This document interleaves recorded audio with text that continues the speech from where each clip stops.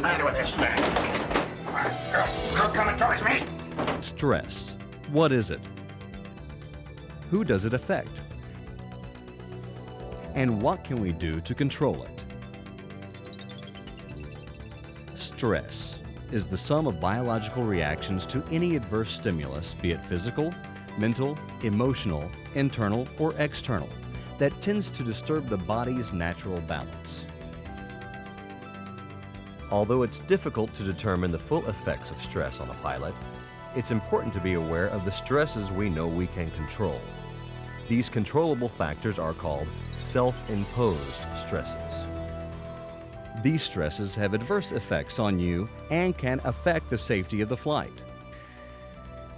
These controllable stresses include alcohol consumption, self-medication, drug use, tobacco use, inadequate diet and nutrition, and psychological stress.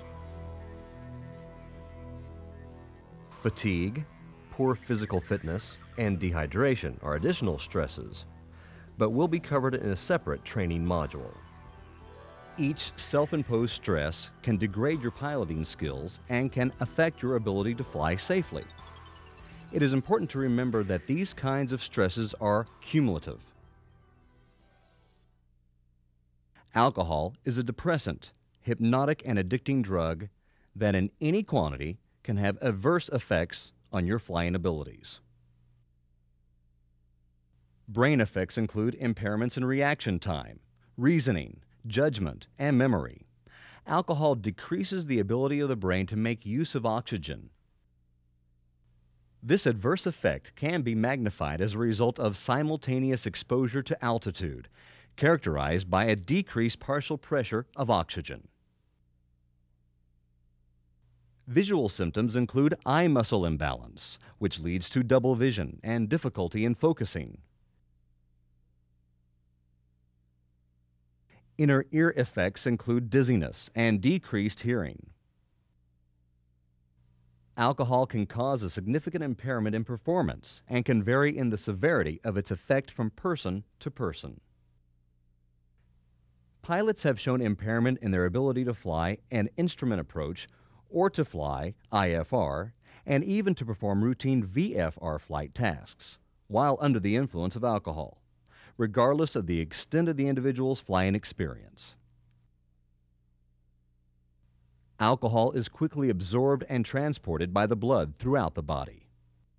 The factors that influence alcohol absorption are the type and quantity of food in the stomach, degree of dehydration, concentration of alcohol in the beverage, how fast the alcohol is consumed, and the person's body weight. Our bodies are capable of eliminating approximately 1/3 of an ounce of pure alcohol per hour. Even after complete elimination of all the alcohol in the body, there are undesirable effects. A hangover that can last as long as 48 to 72 hours following the last drink. Symptoms commonly associated with a hangover are headache, dizziness, dry mouth, stuffy nose, fatigue, upset stomach, irritability, impaired judgment, and increased sensitivity to bright light. A pilot with these symptoms would certainly not be fit to safely operate an aircraft. The use of alcohol and drugs is regulated by FAR 9117. The regulation states, in part, that persons may not operate or attempt to operate an aircraft when they are currently under the influence of alcohol, have consumed alcohol within the past 8 hours, have a blood alcohol content of 0.04% or greater, are using any drug that adversely affects safety. The number of serious errors committed by pilots dramatically increases at or above concentrations of 0.04% blood alcohol. Be aware of hidden sources of alcohol, such as cough medicine, tonics, etc. As a rule, if you are sick enough to require any of these substances, you are too sick to fly. As a minimum, adhere to all of the guidelines of FAR 9117. A more conservative approach is to wait 24 hours from the last use of alcohol before flying. This is especially true if intoxication occurred, or if you plan to fly IFR. Cold showers, drinking black coffee, or breathing 100% oxygen cannot speed up the elimination of alcohol from the body. Ideally, total avoidance of alcohol should be a key element observed by every pilot planning or accomplishing a flight. You should be aware that over-the-counter medications, as well as prescription medications, can affect the safe operation of your aircraft. People tend to have the false impression that if a drug is bought over the counter without a prescription, then it must be safe enough to pilot an aircraft while under its influence.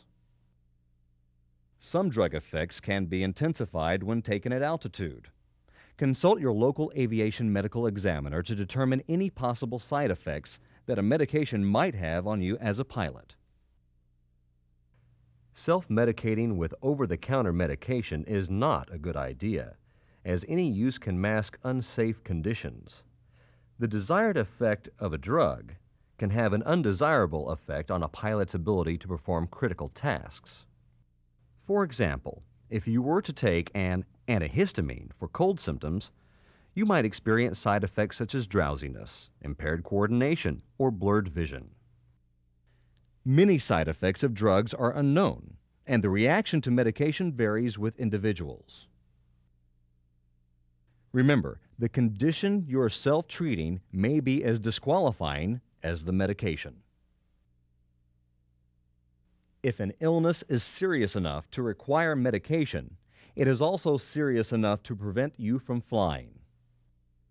Our recommendation is, if you have to self-medicate, do not fly. There are several other harmful substances that can affect your ability to fly.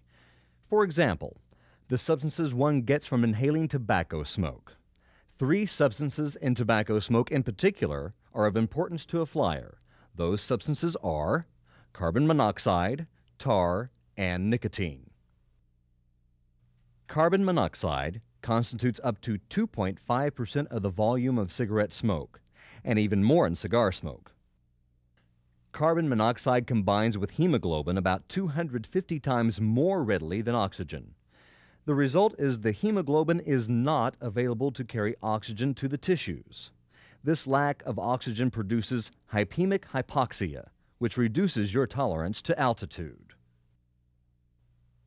Tar is the viscous residue left from tobacco smoke and is one of the major cancer-causing agents.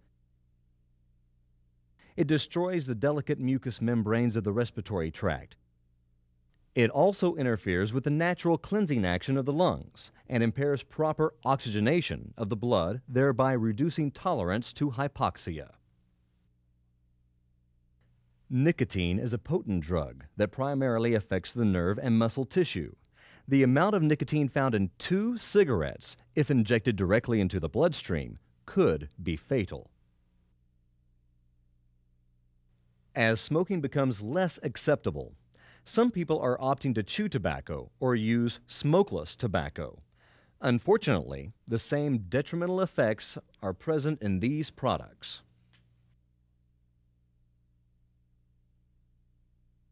Practicing good nutrition and having proper eating habits are important in the aviation environment.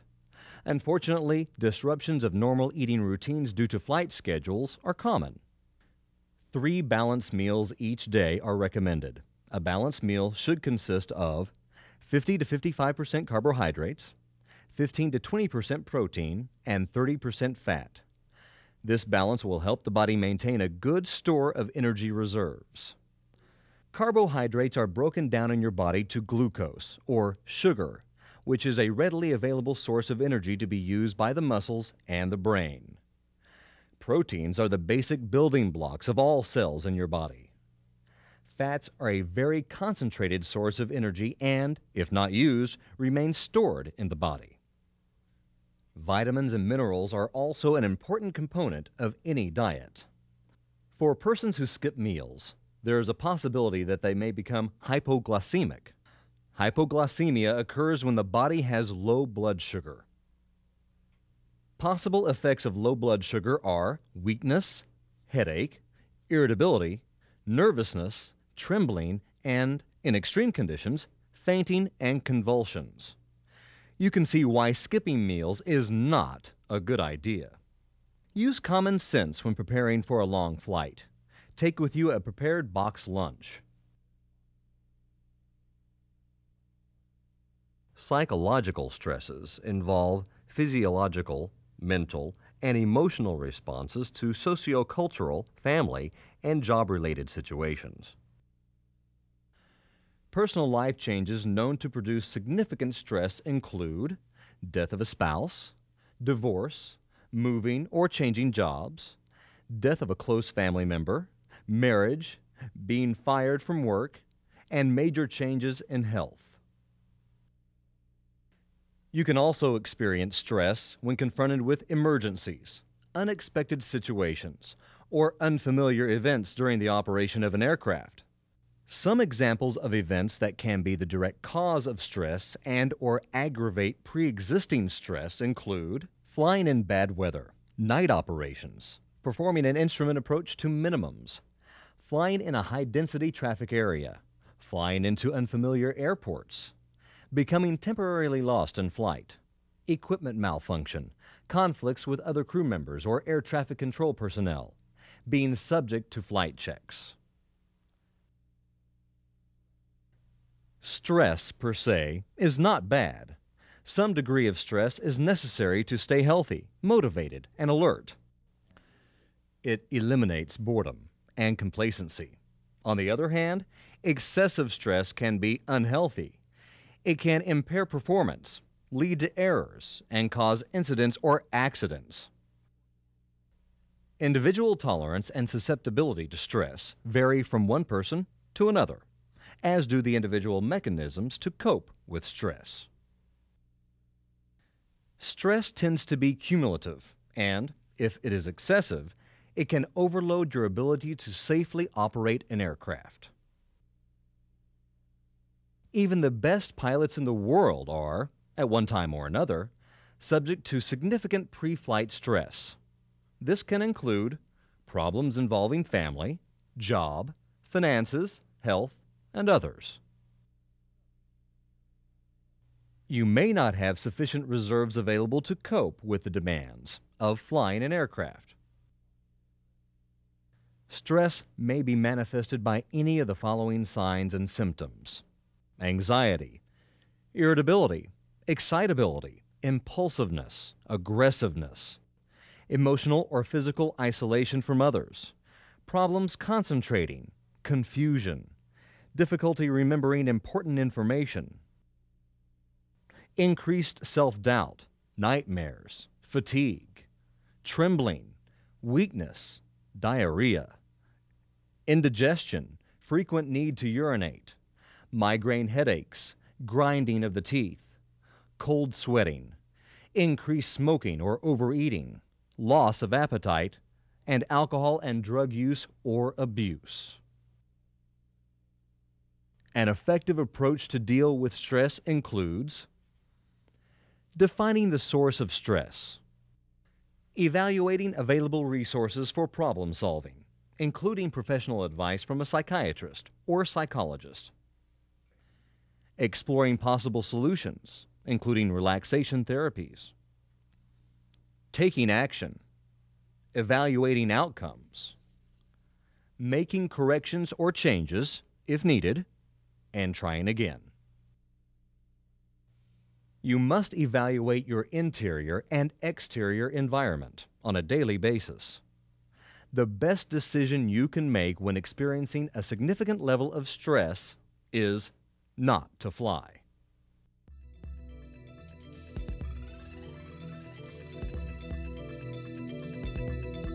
Stress is the sum of biological reactions to any adverse stimulus, be it physical, mental, emotional, internal, or external, that tends to disturb the body's natural balance. It's important to be aware of the stresses we know we can control. These controllable factors are called self-imposed stresses. These controllable stresses include alcohol consumption, self-medication, drug use, tobacco use, inadequate diet and nutrition, and psychological stress. Alcohol is a depressant, hypnotic, and addicting drug that, in any quantity, can have adverse effects on your flying abilities. You should be aware that over-the-counter medications, as well as prescription medications, can affect the safe operation of your aircraft. Three substances in tobacco smoke are of importance to a flyer. Those substances are carbon monoxide, tar, and nicotine.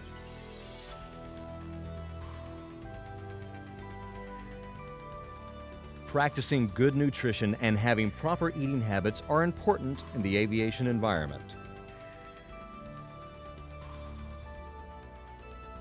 Psychological stresses involve physiological, mental, and emotional responses to sociocultural, family, and job-related situations. Even the best pilots in the world are, at one time or another, subject to significant pre-flight stress. This can include problems involving family, job, finances, health, and others. An effective approach to deal with stress includes defining the source of stress, evaluating available resources for problem solving, including professional advice from a psychiatrist or psychologist, exploring possible solutions, including relaxation therapies, taking action, evaluating outcomes, making corrections or changes if needed, and trying again.